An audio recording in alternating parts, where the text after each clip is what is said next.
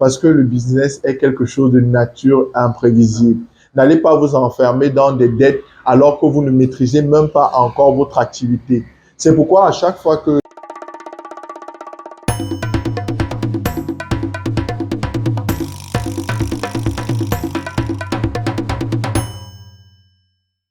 Hello, salut la famille, je suis très heureux d'être avec vous aujourd'hui. Bienvenue dans votre émission Leader Story. Aujourd'hui, nous allons aborder un sujet très important. Nous savons à quel point le business est violent, à quel point l'entrepreneuriat est difficile. Mais si on parlait de 5 principes clés pour vous préparer au monde des affaires.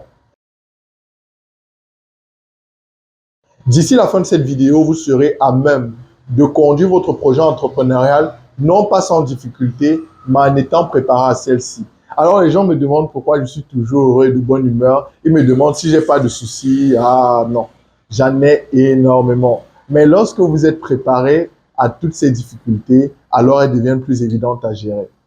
Alors restez jusqu'à la fin de cet épisode. Je vous donnerai une technique spéciale qui a marché pour moi et qui vous fera prospérer assurément. Je suis Jean Joker, entrepreneur, consultant d'entreprise et surtout passionné de développement personnel. 5 principes clés qui vous permettront de vous préparer au monde des affaires. Le premier principe que vous devez retenir lorsque vous voulez entrer dans le business, c'est faites avec ce que vous avez. Je vous en prie, commencez avec ce que vous avez. Tout le monde aura toujours des excuses. Non, mais je n'ai pas les fonds, je n'ai pas ceci. Vous avez toujours une manière de démarrer à petite échelle votre projet. Il s'agit très souvent de valider ne serait-ce que le business model de votre entreprise et pour ça, vous n'avez pas souvent besoin d'énormément de moyens, d'énormément d'argent. Vous avez surtout besoin de volonté. Alors, ne repoussez pas un projet pendant des années et des années tout simplement parce que vous n'avez pas un petit capital. Commencez où vous êtes et croyez au processus pour vous guider là où vous souhaitez être demain. C'est extrêmement important. Si vous souhaitez lancer une entreprise, vous devez avant tout la lancer avec vos moyens. Ne commencez pas une entreprise en allant porter directement un prêt parce que le business est quelque chose de nature imprévisible. N'allez pas vous enfermer dans des dettes alors que vous ne maîtrisez même pas encore votre activité. C'est pourquoi à chaque fois que je conseille mes clients, je leur propose toujours de démarrer avec leurs fonds, avec ce qu'ils ont et de faire avec ces moyens. Ensemble, on peut réfléchir à différentes stratégies pour optimiser la réponse du marché par rapport à nos moyens. Et il n'y a que lorsqu'on a validé certaines étapes qu'il serait judicieux de passer à un investissement plus conséquent, voire même de prendre des prêts. Donc, voilà ce que je vous dirais principalement, c'est commencer où vous êtes, faites avec ce que vous avez et croyez au processus qui vous permettra de développer cette petite activité au départ en quelque chose de grandiose et magnifique. Mais surtout, dans tout ce processus, continuez de penser grand. Donc, en résumé, commencez petit, mais pensez grand, très grand même. La deuxième chose que je vous donnerai comme conseil, si vous souhaitez être préparé au monde des affaires, c'est préparez-vous sérieusement. Le monde des affaires, ce n'est pas le monde des bisounours. C'est pas un monde rempli de bonnes personnes et de bons corps. Il faut comprendre les règles du jeu auquel vous souhaitez jouer. C'est réellement important. Parce que si vous jouez un jeu sans comprendre les règles, vous vous assurez d'y perdre énormément. Et malheureusement, lorsqu'on entreprend dans la vraie vie, on entreprend avec du vrai argent. Donc, c'est-à-dire, on prend un risque élevé de le perdre et on entreprend en mettant à notre charge des employés, des collaborateurs qui comptent sur nous. Alors, lorsque vous avez des contraintes aussi importantes, il est très important de comprendre le jeu auquel vous jouez. Moi, je ne comprends pas comment des gens peuvent entrer dans l'entrepreneuriat sans se former premièrement. Parce que c'est comme si on devait jouer, par exemple, à un jeu de cartes, que ce soit le check games, que ce soit, je ne sais pas, le marché, cochon gratté, peu importe comment on appelle. La chose la plus importante, c'est d'abord en comprendre les règles. C'est-à-dire, comment on termine la partie, est-ce qu'il faut finir avant l'autre, comment on bouffe les cartes, comme on dit. Lorsque vous jouez au ludo, il faut savoir, est-ce que les pions peuvent faire la barrière, enfin, pour ceux qui connaissent le jeu du ludo. Donc, si vous n'avez pas autant d'informations sur les règles, comment vous souhaitez avoir une réponse optimale à l'environnement et donc gagner le jeu. Et si jamais vous gagnez, c'est une chance infinie. Mais je ne vous conseille pas de vous lancer dans les affaires en comptant sur la chance. Donc, soyez extrêmement préparés. Formez-vous réellement à l'entrepreneuriat, aux différentes clés du business et au secteur dans lequel vous souhaitez vous investir. Ensuite, toujours dans cette préparation, vous devez énormément calculer le risque. Vous savez, il ne faut pas croire seulement ce qu'on raconte dans les journaux et dans les livres. Beaucoup d'entrepreneurs se sont lancés avec un appui. Vous devez savoir quelles sont vos chances à vous. Ça peut être un soutien familial, ça peut être un soutien amical, ça peut être votre capacité à bien vendre. Mais peu importe, personne ne part jamais de zéro. Évaluez vos aptitudes, évaluez les risques que vous prenez et demandez-vous réellement, si jamais ça échoue, est-ce que je regretterais? Parce que ne vous lancez pas d'une activité en pensant que c'est garanti tout simplement parce que vous avez foi en elle qu'elle réussira. Vous devez sincèrement calculer le risque que vous prenez et prendre un risque intelligent. C'est pourquoi je dirais jamais à quelqu'un de quitter l'école et de se lancer à corps perdu dans l'entrepreneuriat. Sauf s'il a évalué les risques et il sait comment faire si ça échoue ou même si ça réussit, comment développer son activité. Mais tant que vous n'avez pas un ensemble de réponses, mesurez à chaque fois le risque et avancer graduellement. Le plus important dans une stratégie, c'est de trouver celle qui correspond parfaitement à votre besoin, à votre contexte. Alors, si vous souhaitez être minutieusement accompagné par mon équipe ou moi, vous pouvez tout simplement nous contacter en dessous et faire passer votre business de là à là. Alors, si vous êtes intéressé par la progression, n'oubliez pas, chez African Leader, les rêves n'ont aucune limite. Contactez-nous tout de suite. La troisième chose que je vous dirais, si vous souhaitez vous investir dans le monde des affaires, c'est de comprendre l'entrepreneuriat, mais surtout de comprendre que c'est un système de nature imprévisible. Peu importe les calculs que vous prenez, peu importe le temps que vous allez prendre pour préparer votre affaire, c'est le marché qui a la seule vérité. Si vous n'intégrez pas dans vos prévisions que le marché a toujours raison, alors je sais ce qui va arriver. C'est des témoignages. Parce que le marché, c'est quelque chose de nature imprévisible. Je peux par exemple vous donner un exemple. Dans le monde des affaires récemment, tout le monde a connu le Covid ou la crise Covid. Ça a eu un impact considérable dans tous les marchés, sans aucune exception. Bien sûr, certains marchés, grâce au Covid, ont développé, ont fait fructifier leur vente. Là, on va parler des marchés de l'Internet parce que tout le monde était en confinement. Mais d'autres secteurs d'activité qui avaient besoin du rapport humain, du présentiel, ont eu énormément de mal. Alors, comment dans votre business plan vous intégrez une crise mondiale? Comment vous le faites? Eh bien, vous ne le faites pas parce que c'est impossible de prévoir l'imprévisible. Mais vous devez seulement être conscient que dans l'entrepreneuriat, toutes les choses peuvent arriver. C'est pourquoi je suis toujours mort de rire lorsque quelqu'un me dit que j'ai un business sûr à 100%. Qu'est-ce que ça veut dire? Ça n'a aucun sens. Rien n'est jamais sûr à 100%, encore moins dans les affaires. Il y a une seule personne qui sait si vous avez raison ou tort, c'est votre marché. Le marché a toujours raison. Le marché devra donc être un indicateur, une boussole pour le secteur de vos activités. Si vous n'avez pas le chiffre que vous voulez faire, il faut changer quelque chose, toujours s'améliorer. Donc, en réalité, vous devez comprendre qu'il y a énormément de composantes qui entrent dans le marché. Il y a non pas seulement votre entreprise et la qualité de votre produit, mais il y a ce que font vos concurrents qui ont un impact dans votre marché. Il y a aussi les catastrophes mondiales, les crises mondiales, les catastrophes naturelles. Toutes ces choses font partie de l'environnement des affaires. Il y a aussi votre rapport humain par rapport à vos collaborateurs, votre rapport par rapport à vos investisseurs, votre rapport, votre art oratoire, votre rapport par rapport aux gens tout simplement ou à votre capacité de développer vos réseaux. Donc, vous voyez que très souvent, c'est des choses qui sont oubliées, mais qui ont un impact certain dans votre activité. Donc, vous devez patiemment comprendre que l'entrepreneuriat est imprévisible et que vous devez vous y préparer de la meilleure manière possible.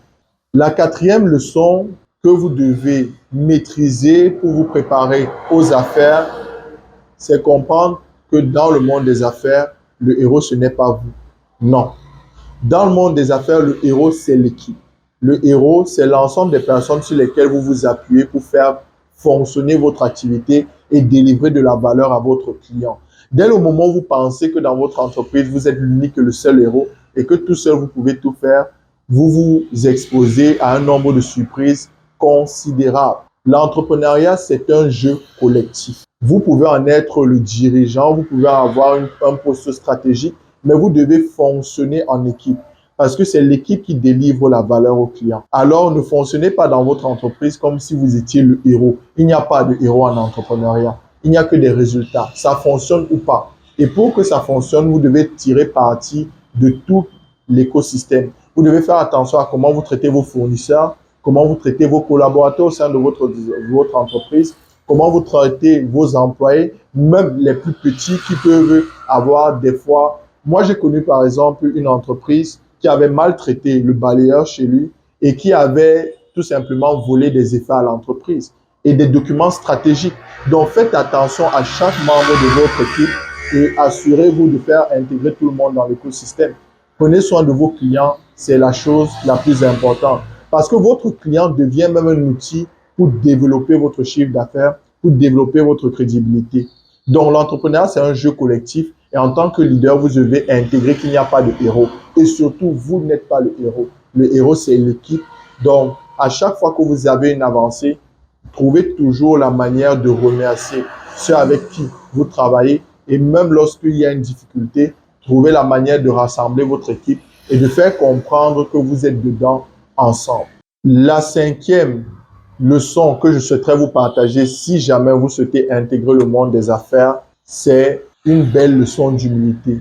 Soyez un éternel étudiant. Pour moi-même, je dirais que c'est peut-être la chose principale qu'un entrepreneur devrait développer. Cette humilité intellectuelle de comprendre qu'il ne sait rien et de constamment avoir l'envie de développer ses compétences et de développer ses connaissances. Vous devez comprendre que vous ne savez pas tout et que vous devez vous entourer de vos équipiers et vous entourer d'un ensemble de mentors, par exemple, d'un ensemble de bouquins, comme par exemple, qui sont toujours à mon chevet, pour tout simplement gagner de nouvelles méthodes, de nouvelles connaissances, de nouvelles compétences qui vous permettront d'être de plus en plus productif. Vous devez réellement intégrer qu'en entrepreneur, vous ne savez pas tout. La clé de cette technique est toute simple. Votre marché et le monde continuent d'évoluer. Si jamais vous stagnez, vous serez en situation d'échec, je puis vous l'assurer.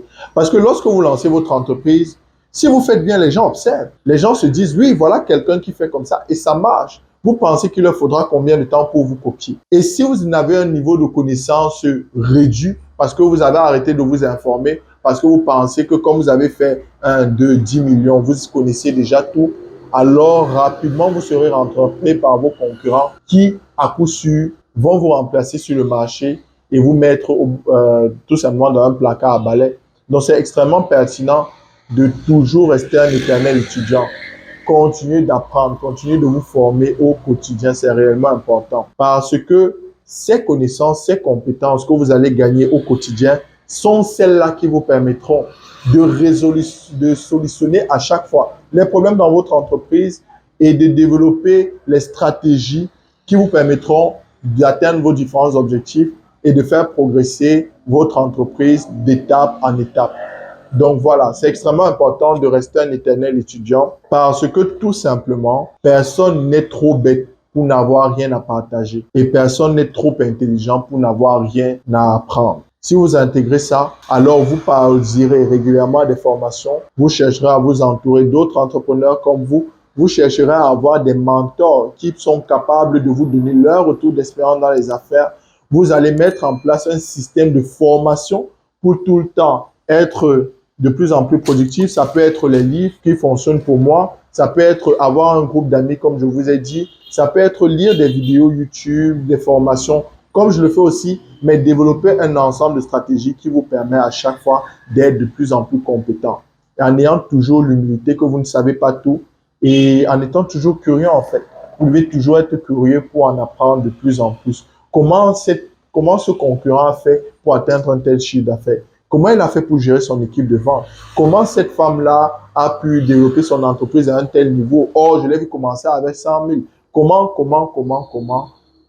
En vous posant la question du comment, vous intégrez le cercle fermé de ceux qui apprennent tout le temps et de ceux qui ont des résultats réellement impressionnants. Alors, comme je vous l'ai promis en bonus, et je vais terminer par là, une toute petite astuce qui vous permettra de développer rapidement votre entreprise et de réussir dans ce monde, c'est surveiller vos connexions. En entrepreneuriat, le circuit relationnel est extrêmement important. Vous devez être extrêmement multidisciplinaire aussi. Vous devez pouvoir maîtriser plusieurs compétences afin d'être capable d'évaluer. Si vous n'êtes même pas capable de le faire dans les détails, est-ce que la personne que vous recrutez est capable de vous délivrer cette valeur? Vous ne pouvez pas le faire si vous n'êtes pas multidisciplinaire. Vous devez maîtriser le marketing, vous devez maîtriser la communication, vous devez maîtriser la vente, vous devez maîtriser la logistique, vous devez maîtriser un certain nombre de règles dans les affaires, la géopolitique, la géostratégie, comprendre comment fonctionne l'économie. Toutes ces choses vont vous servir à devenir un meilleur entrepreneur. Donc, en étant un éternel étudiant, comme dit dans la leçon précédente, dans la 5e leçon, vous êtes capable d'être donc multidisciplinaire, qui est une clé de tous les entrepreneurs, la multipotentialité et la capacité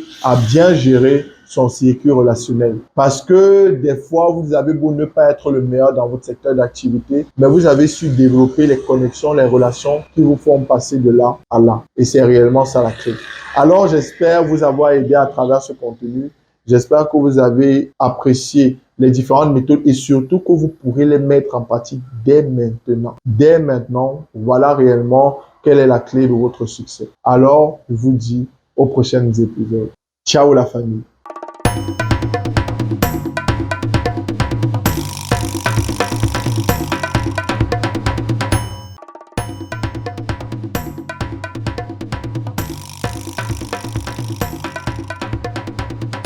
Alors, si vous avez apprécié le contenu, n'hésitez pas à laisser un like ou un commentaire. Ça fait toujours plaisir.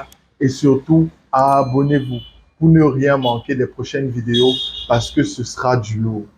Allez, je vous dis à plus. Ciao la famille.